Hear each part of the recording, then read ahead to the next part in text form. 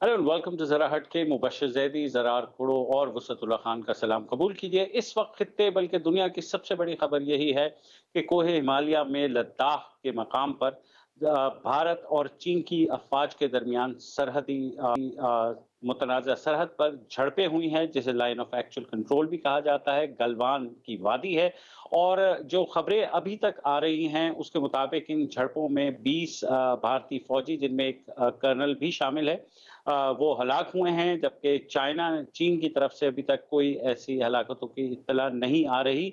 ये सिलसिला आज से नहीं हुआ, गुज़िश्ता माह भी हमने देखा था कि दोनों ममालिक की अफ़वाज के दरमियान जो है वो हाथापाई की नौबत आई थी, मगर बाद में टेंशन जो है वो ख़त्म हो गई थी। बज़ाहिर ये लग रहा था, मगर उसकी अब जो कल्मिनेशन हुई है कई माह से इस लाइन ऑफ एक्चुअल कंट्रोल के मकाम पर जो टेंशन चल रही थी, कल निस्फ शब दोनों ममालिक यानी चीन और भारत के जो अफ़वाज हैं उनके दरमियान झड़पें हुई, जिसमें 20 भारतीय फौजी हलाक हुए हैं।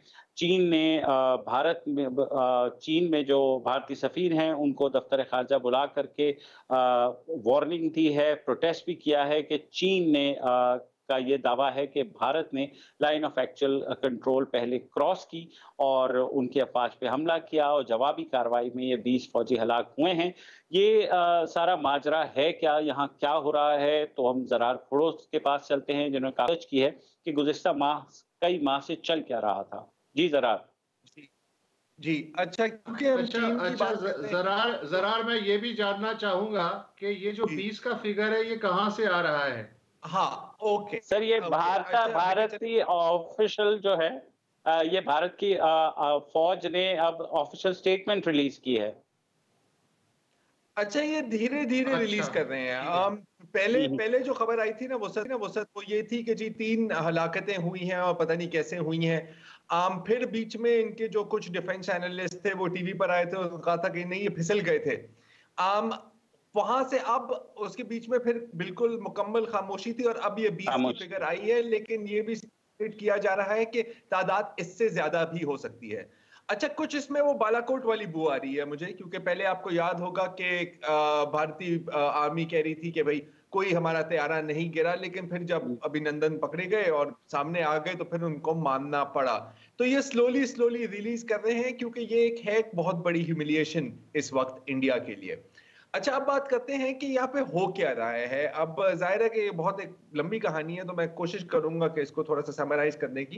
क्योंकि हम चीन की बात कर रहे हैं तो आगाज करते हैं चाइनीज फिलोसोफर जनरल सन जू से। और सन जू साहब का कहना था कि अगर मैदान जंग में आपने कामयाबी हासिल करनी है तो आपको 3 चीजें आपको जानना जरूरी हैं। पहली चीज, आप अपने आप को जाने। दूसरी चीज, आप अपने दुश्मन को जाने या मुखालिफ को जाने। और तीसरी चीज, जिस जमीन पर आपकी लड़ाई हो रही है आप उस जमीन को जाने। तो जमीन से आगाज करते हैं। चीन और भारत के बीच में जो सरहद है इस इलाके में, उसको कहते हैं लाइन ऑफ एक्चुअल कंट्रोल, यानी एलओसी, एलएसी, सॉरी। यहां पर चीन की जो स्ट्रेटेजी रही है पिछले महीनों में, बल्कि पिछली दिहाइयों से, कि 2 कदम आगे 1 कदम पीछे। इस वक्त जो हुआ है कि 3-4 जगहों में चीन ने एडवांस किया है, लेकिन जो ज्यादा जो स्ट्रेटेजिक एनालिसिस है वो ये कहता है कि असल जो चीन का टारगेट है वो है गलवान वैली। गलवान वैली की अहमियत क्या है? जो लाइन ऑफ एक्चुअल कंट्रोल है ये इसके वेस्ट पर है और तकरीबन लाइन ऑफ एक्चुअल कंट्रोल के साथ साथ ये जाती है, और एक साइड पर चढ़ाई है जिसके ऊपर इस वक्त चीन ने अपनी पोजीशंस बनाई हुई हैं। भारत का स्ट्रेटेजिक इंटरेस्ट यहां पर यह है कि इस गलवान वैली से आगे है दौलत Beg Oldi. Daulat Beg Oldi one of the world's highest airfields और एयर स्ट्रिप्स है। और इस पूरे इलाके में अगर भारतीय फौज को अपनी सप्लाई लाइंस को मजबूत करना है तो इस एयर स्ट्रिप को कंट्रोल भी करना है, और यहां से एक रोड बनाने की कोशिश कर रहे हैं जिसको दरब्युक शियोक दौलत बेग रोड कहा जाता है, DSDO। इस रोड की क्या अहमियत है? यहां पर ये एक ऑल वेदर रोड बनाना चाह रहे थे और अगर ये बन जाता तो इसका मतलब ये होता कि जो फासला आप पहले 6 दिनों में शायद गुजारते थे, वो अब आप चंद घंटों में गुजार सकते हैं। तो चीन ने अपनी पोजीशंस गलवान हाइट्स पर बना ली, वहां से इंडिया इनको डिसलॉज नहीं कर सकता। ये जो आज जो हुआ है, लग ऐसे रहा है क्योंकि पहले इंडियन आर्मी और इंडियन मीडिया की तरफ से ये आ रहा था कि नहीं जी वो मुज़ाकरात करने गए थे भारतीय फौजी, वो कोई डी एस्केलेशन करने गए थे और फिर ये हुआ है। मुझे ऐसे नहीं लग रहा। ये यकीनन ये हो सकता है कि कोई एक लिमिटेड ऑपरेशन किया होगा वहां पर इन चीजों को, इन हाइट्स को दोबारा कंट्रोल में लाने के लिए, जो काफी बैकफायर हुआ है। अब चीन की अगर आप स्ट्रेटजी देखें ओवरऑल, और साउथ चाइना सी में भी आप यही स्ट्रेटजी देखते हैं कि वो 4 जगहों में एडवांस करेंगे, लेकिन एक्चुअल गोल उनका एक ही जगह होगा। तो गलवान हाइट्स के साथ साथ 3-4 और जगहों में भी चीन ने यहां पर एडवांस किया है, ताकि इवेंचुअली कि आप अपनी ग्राउंड की पोजीशन को इतना स्ट्रांग बना दें कि जो आगे जाके मुज़ाकरात होंगी उसमें आपकी बेहतर पोजीशन हो, और फिर एंड में वो ये कहेंगे कि जी ये जो 4 हमने जगह आपसे ली हैं, ये 2 आप रख लें, और जो 2 उनको वाकई उनकी जरूरत है उस पर वो अपनी पोजीशंस बनाएंगे। अब इंटरेस्टिंग बात ये बनती है कि सवाल ये आप पूछ सकते हैं कि अब क्यों, इस वक्त क्या हो रहा है पूरे खित्ते में कि चीन इस तरह का एक्शन लेगा। तो कुछ तो यहाँ पर चाइना की अपनी स्ट्रेटेजिक कंपल्शंस हैं कि यहाँ पर भारत को थोड़ा सा स्क्वीज भी करना है इस इलाके में, क्योंकि एक अग्रेसिव पोस्चर पूरे रीजन में भारत ने लिया हुआ था, तो उसको थोड़ा डिफ्लेट करने की जरूरत है।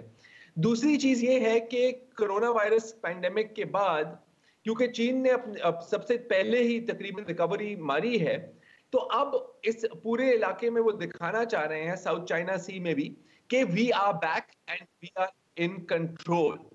जहां मैं ख्याल है कि यहाँ पर एक छोटा सा वक्फा लेना है। हाँ, जरा एक चीज और मैं ऐड सिर्फ करना चाहूंगा कि समहाउ आपने भी ट्वीट देखी होगी, यहाँ के जो चीनी सिफारत खाने के प्रेस ऑफिसर हैं, उन्होंने 4 दिन पहले एक ट्वीट की थी कि भारत ने जो कश्मीर का सारी आईनी हैसियत तब्दील की है और जाहिर है लद्दाख, हाँ, तो उससे ये हुआ है कि पाकिस्तान के साथ भी उसके वो इलीगल है और चाइना के साथ तो है ही। तो मेरे ख्याल में जो कश्मीर की आईनी हैसियत तब्दील हुई है उसका भी माखिज ये जो हो रहा है इस वक्त उसमें है। और as luck would have it somehow हमारा और चाइना का इस वक्त जो इस खित्ते में खसूसन इस सरहदी तनाज़े के अंदर और कश्मीर के हवाले से मौक़िफ़ बिल्कुल जेल कर गया है। एक वक्फा लेते हैं, वक्फे के बाद वापस आते हैं।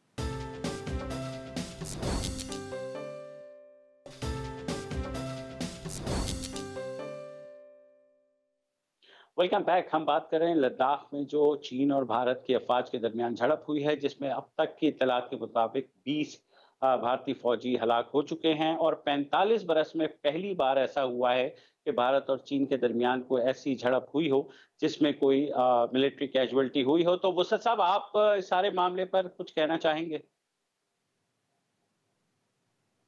जी बहुत शुक्रिया मुझे मौका देने का। मैं ये कहना चाह रहा हूँ कि भारत के साथ जो पहला हाथ हुआ था 99 में, आपको याद होगा करगिल में, कि जब बर्फबारी पिघली थी तो अचानक से जब दोबारा दस्ते वहां पहुंचे तो मालूम हुआ कि वहां तो जो चोटियां हैं दराज की उस पर तो कब्जा हो चुका है। तो अब यही हुआ है कि पिछले ये जो अप्रैल का महीना गुजरा है उसके तीसरे हफ्ते में चीन के लगभग 5000 फौजी जो हैं, चूंकि वो जो इलाका क्लेम करते थे इसका लेक पेंगोंग का और गलवान वैली का, वहां दाखिल हुए। उन्होंने वहां खंदकें खोदी, अपने भारी हथियार लाए वो और खेमे गाड़े। तो जब भारतीय जो हैं, जब उन्हें पता चला तब तक गाड़ी निकल चुकी थी और पटरी चमक रही थी। तो उसके बाद जाहिर है कि वाकयात हुए, धींगा मुश्ती के वाकयात हुए, पथराव भी हुआ, मार कुटाई भी हुई। शुरू में जो आज खबर आई है उसमें भारत ने इसको थोड़ा सा शिद्दत इसकी कम करने की कोशिश की, ये कह के कि ये जो वाकयात हुए हैं 3 भारतीय फौजियों की हलाकत की, इब्तिदा में 3 की खबर आई थी, तो ये फायरिंग से नहीं हुए, बल्कि ये जो हाथापाई है इसके नतीजे में ये हलाकतें हुई हैं। अब मसला ये है कि ज्यादातर खबरें जो हैं वो भारतीय जराये से आ रही हैं। चीन में से बहुत कम एक तो खबरें आती हैं, और दूसरे उनका एक ही तर्जुमान है जो या तो बोलता है या नहीं बोलता है। तो हमें भारत से तरह तरह के वर्जन मिल रहे हैं। अब जो एक और मैं खबर पढ़ रहा था कि साबिक आर्मी चीफ हैं भारत के, lieutenant general retired Bikram Singh, उन्होंने कहा कि इस वक्त सूरत हाल ये है कि कम से कम जो मशरकी लद्दाख का इलाका है कि वहाँ चीन ने पिछले 10 साल में अपना इंफ्रास्ट्रक्चर इतना डेवलप कर लिया है कि अगर वो चाहे तो 32 डिवीजन फौज यानी तकरीबन 3,20,000 फौज जो है वो एक हफ्ते के अंदर लाइन ऑफ एक्चुअल कंट्रोल पे मनूवर करने की सलाहियत रखता है। इंडिया के पास ये सलाहियत नहीं है, लिहाजा जो कजिया है उसकी बुनियाद ये है कि मोदी हुकूमत 2022 तक 66 रोड्स जो हैं वो पूरे 3,500 किलोमीटर की सरहद है, 66 रोड्स जो हैं वहां तक पहुंचाना चाह रही है। और चीन को पता है कि अगर एक दफा ये रोड्स पहुंच गई तो फिर जो बैलेंस ऑफ पावर है बेशतर लाइन ऑफ एक्चुअल कंट्रोल के इलाके में वो बेहतर हो सकता है, चीन के हक में रहेगा लेकिन भारत की तरफ से बेहतर हो सकता है। अच्छा, दूसरा जो वक्फे से पहले आपने बात की कि जी कश्मीर का मसला, तो कश्मीर के मसले में 5 अगस्त को जो ऐलान किया कश्मीर की आईनी हैसियत को भारत ने तब्दील करने का, उससे ब्लेसिंग इन डिस्गाइज ये हुआ है कि चीन की जो पोजीशन थी लद्दाख के बारे में वो यकलख्त तब्दील हो गई और अब वो बराह रास्त एक फरीक बन चुका है। लद्दाख का कुछ इलाका पहले भी चाइना के कब्जे में था और बाकी लद्दाख पे भी उसका क्लेम है, तो अब वो लेजिटिमेट क्लेमेंट के तौर पे सामने आ गया है। इंडिया, कश्मीर, पाकिस्तान और अब चाइना, तो अब ये जो खिचड़ी इनवाइट की है मोदी हुकूमत ने, अब ये उसके गले पड़ने वाली है, जैसा कि जरार कह रहे थे। बिल्कुल, और इसमें मैं ये ऐड करना चाहूंगा कि ये होता है जब आप अपने घरेलू सियासत की बेसिस पर अपनी फॉरेन पॉलिसी चलाएं। यहाँ पर एक नजरियाती हुकूमत है और एक राइट विंग एक्सट्रीमिस्ट हुकूमत है, तो ये अपनी फॉरेन पॉलिसी भी उसी तरह चला रहे हैं। और मैं मतलब सल्यूट करना चाह रहा हूँ मोदी साहब को कि उन्होंने 6-7 सालों में वो कर दिया है जो भारत के मुखालफिन शायद 100 सालों में ना कर सके। मतलब कि पूरे खित्ते में हर एक बंदे के साथ दुश्मनी मोली हुई है, बेचारे नेपाल के साथ भी। अच्छा, अब जिक्र किया कारगिल का, तो ये एक अच्छी एग्जांपल दी है। कारगिल में हमने जो की थी, हमने प्योर टैक्टिकल गेम खेली थी और स्ट्रेटेजी का सोचा भी नहीं था। लेकिन ये चीन है और चीन की बहुत लंबी सोच है। आपने जैसे बात की कि आर्टिकल 370 के हटने के बाद आपने इंटरनेशनलाइज कर दिया, तो एक डिप्लोमेटिक लीगल कवर मिल गया चीन को, वो एक अपनी जगह। इसके साथ साथ चीन इस वक्त पर तिब्बत में हाई एल्टीट्यूड मिलिट्री एक्सरसाइजेस भी करा रहा है, जिसमें ड्रोन्स इस्तेमाल हो रहे हैं, जिसमें AI सिस्टम्स इस्तेमाल हो रहे हैं, जिसमें all kinds of integrated weapon systems इस्तेमाल हो रहे हैं।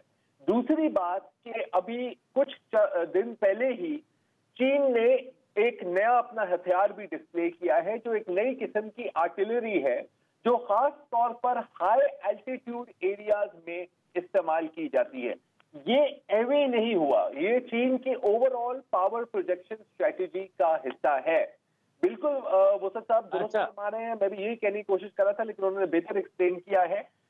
गेम सारी है यहाँ लॉजिस्टिक्स की, कि कौन एक जगह पर पहले पहुंच सकता है, कौन उस जगह पर काबिज हो सकता है। अब क्योंकि अच्छा, यहाँ जरार में एक बात ये ऐड करना चाहूंगा कि ये उम्मीद नहीं की जानी चाहिए कि ऑल आउट वॉर हो जाएगी, नहीं, बिल्कुल नहीं, इसी तरह चलता रहेगा। तो डिसएंगेज हो गई है। उसकी वजह है इकोनॉमिक इंटरेस्ट जो है इस वक्त जो है भारत और चीन जो हैं 10वें बड़े एक दूसरे के ट्रेड पार्टनर हैं। 93 बिलियन डॉलर की दोनों की तिजारत है और ये कोई मजाक फिगर नहीं है, ये कोई मामूली फिगर नहीं है।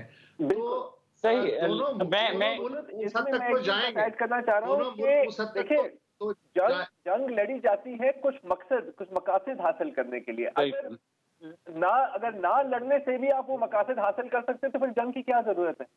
जैसे अगेंस्ट अच्छा, एक जी एक चीज ये भी हुई है जरा कि अगर भारत का ख्याल था कि अमेरिका उसकी पीठ पे है या बिल्कुल स्ट्रेटेजिक पार्टनर है और अमेरिका शायद प्रेशर डालेगा, तो अमेरिका इस वक्त जो कोविड और उस क्राइसिस में फंस गया है, तो इस वक्त बिल्कुल अमेरिका किसी भी पोजीशन में नहीं है कि वो इस सारे कज़िये में कूदे और कुछ करे। तो मेरे ख्याल में भारत को जो डिसएडवांटेज है इस वक्त कि उसने तमाम अपने हमसायों से फड्डा तो ले ही लिया है, और जिसके बल पे लिया था अमेरिका वो भी आसपास नजर नहीं आ रहा है। तो मेरे ख्याल में बहुत बड़ी एम्बैरेसमेंट है ये इंडिया के लिए इस वक्त। इसीलिए ना आप देखें कि चीन की स्ट्रेटेजिक टाइमिंग भी तो देखिए ना, उन्होंने देखा अच्छा भारत की भी इंटरनल पोजीशन कोई खास अच्छी नहीं है, डीमोनेटाइजेशन से नुकसान हुआ है, ये जो अजीबो गरीब लॉकडाउन लगाया इससे नुकसान हुआ है, और अब वहां पर भी लोग कह रहे हैं कि यार पाकिस्तान पे तो आप सर्जिकल स्ट्राइक एक सेकंड में बात करने लग जाते हैं, अब जरा अगर दम है तो तिब्बत में सर्जिकल स्ट्राइक दिखा, और उनको पता है वो नहीं कर सकते।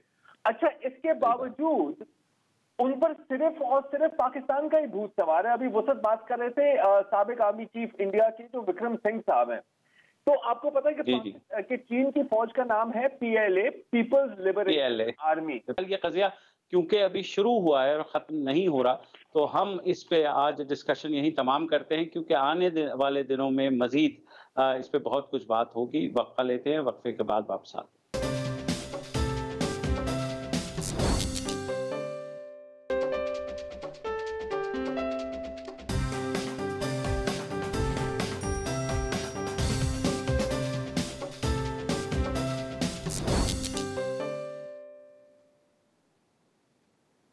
वेलकम बैक जी। और अब हम बात करेंगे कोरोना वायरस के बारे में, बल्कि कोरोना वायरस के बारे में नहीं, कोरोना वायरस के साथ फैलती हुई कंफ्यूजन के बारे में।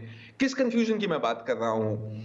आपने देखा होगा पिछले महीनों में कि जब भी किसी नई ट्रीटमेंट या किसी नई दवाई या किसी भी चीज का जिक्र होता है तो सब लोग उसके पीछे पड़ जाते हैं।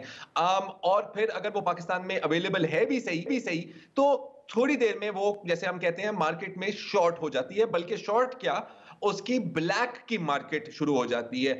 हमने हाइड्रोक्सोक्लोरोक्वीन पर भी यही देखा, हमने एक्टेमरा पर भी यही देखा, जिसके अब इंजेक्शन पता नहीं लाखों में बिक रहे हैं। और हमने प्लाज्मा ट्रीटमेंट्स के बारे में एग्जैक्टली यही चीज देखी। आपने भी देखे होंगे वो सारे मैसेजेस कि जो लोग जिनको कोरोना वायरस लगा था और फिर वो सेहतयाब हो गए, उनमें से कुछ लोग बकायदा अपना प्लाज्मा बेच रहे हैं।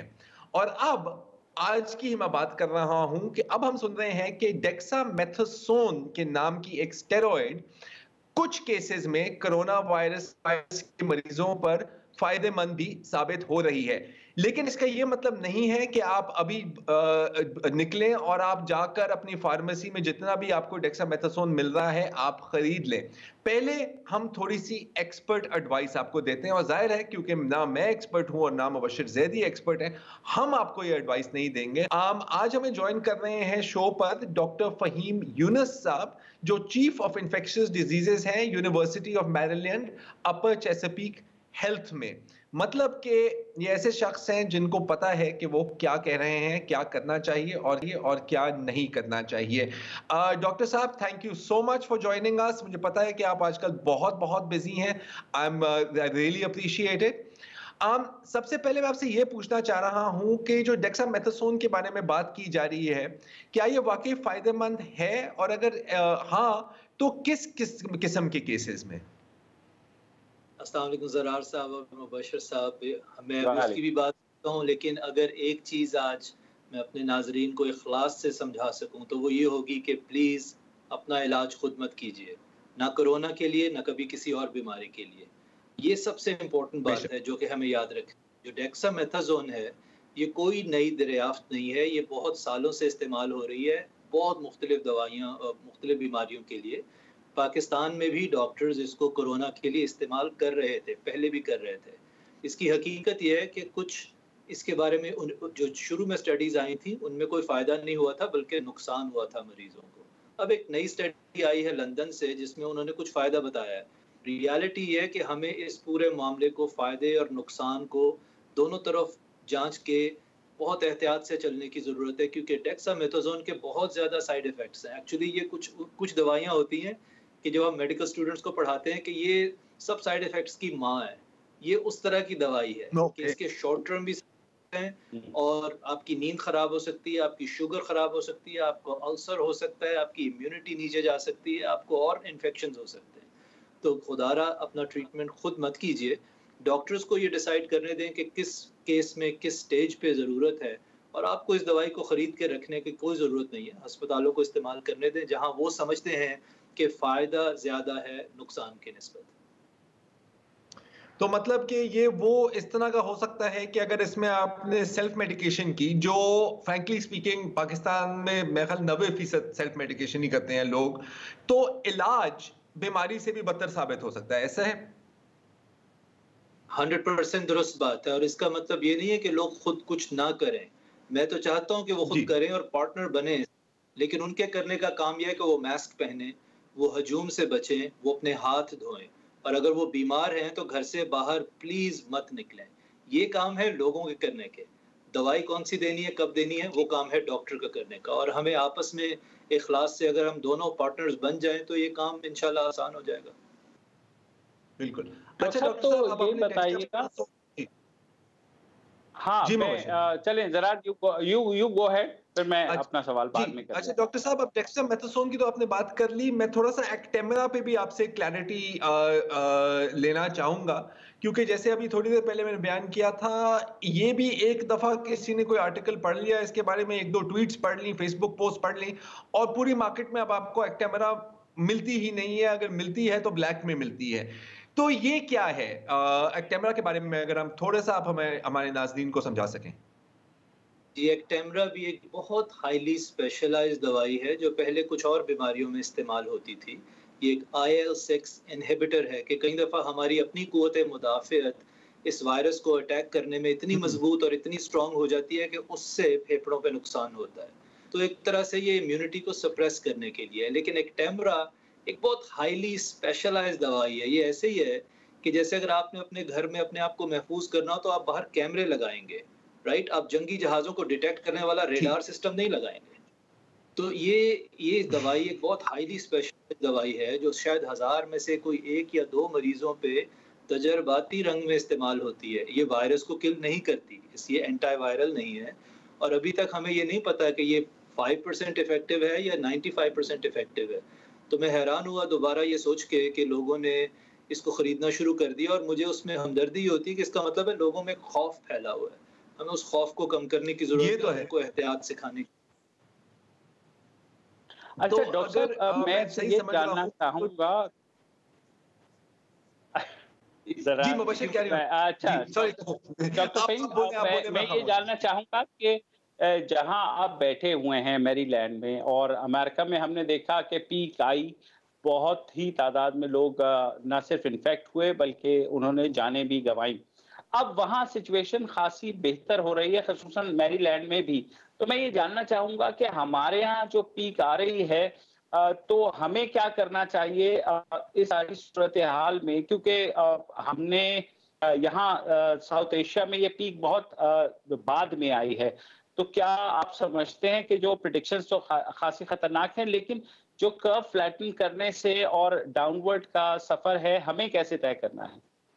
जी, बहुत अच्छा सवाल है। देखिए, एक मैंने पहला रूल ये रिक्वेस्ट की थी कि लोग अपना इलाज खुद ना करें। अब आपने मुझे मौका दिया कि मैं दूसरी वो बात कर सकूं जो लोगों को याद रखनी है, वो ये कि ये वायरस एक ही है पूरी दुनिया में, इसकी साइंस भी एक ही है, और इससे बचने का तरीका भी एक ही है।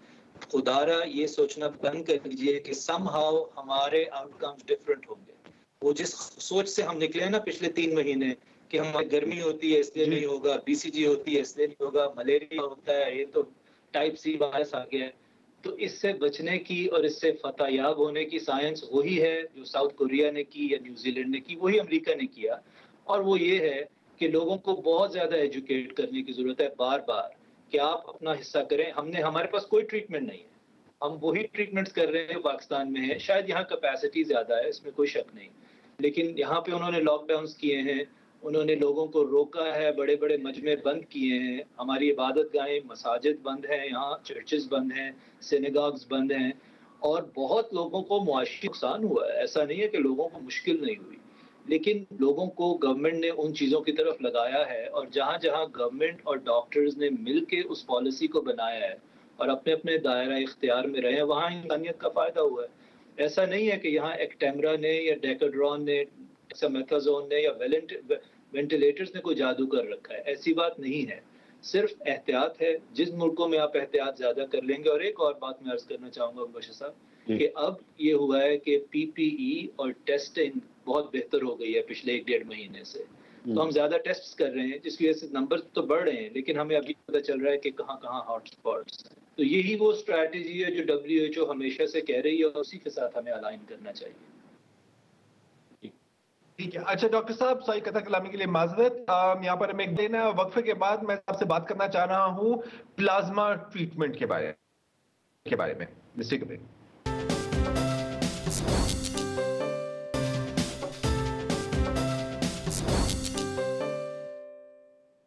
वेलकम बैक जी। हम बात कर रहे हैं डॉक्टर फहीम यूनुस से, और मौजू हमारा ये है कि ये जो हम मुख्तलिफ अद्वियात और मुख्तलिफ ट्रीटमेंट्स के बारे में सुनते हैं, इनकी पीछे हकीकत क्या है। तो हमने बात की डेक्सामेथासोन की और हमने बात की एक्टेमरा की, और अब बात करते हैं ब्लड प्लाज्मा की।